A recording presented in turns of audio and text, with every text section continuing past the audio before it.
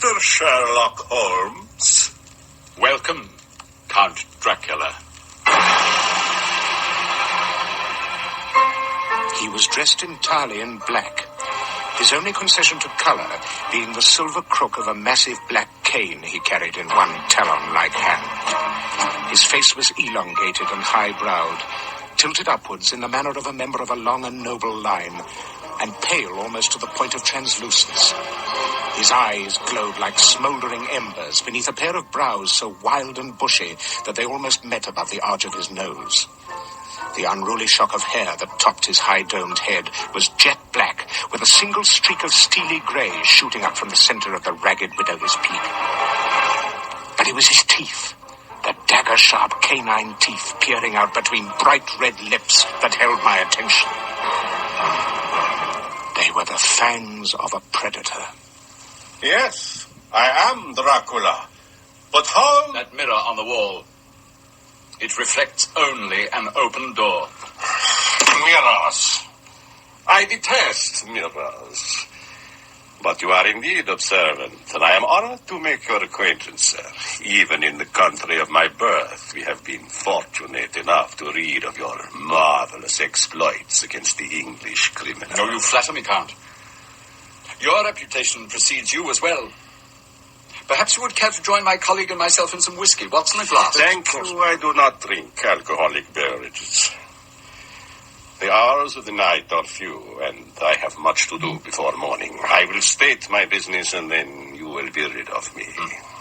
Would that were true, Count Dracula. You are an outspoken man, Mr. Holmes. In my country, that is a dangerous trait. I advise you to guard your tongue in my presence. My dear Count, we are both too old to waste time upon these pleasantries. How may I be of service to you? Earlier this evening, you paid a visit to my home. I would like to know why. Oh, I think we both know the answer to that question. So we do.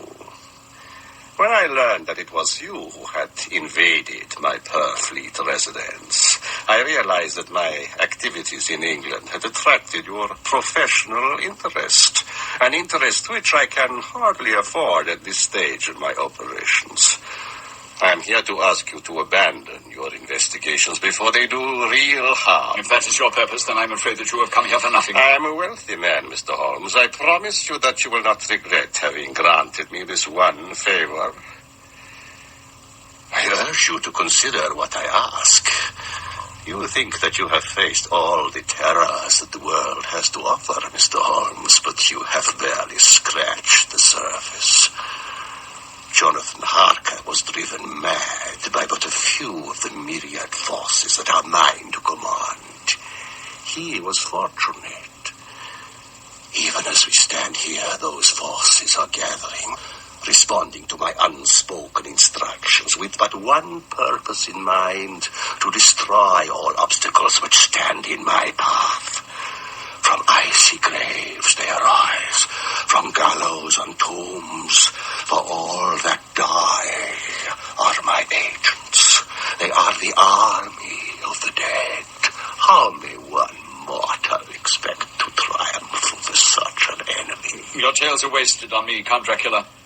I am no more frightened by them than I was by your rats. The rats were a warning. I assure you that when I decide to act in earnest, you will not escape. I've heard enough. You may show our visit to the door, Watson. That will not be necessary. There are far worse things than death, Mr. Holmes.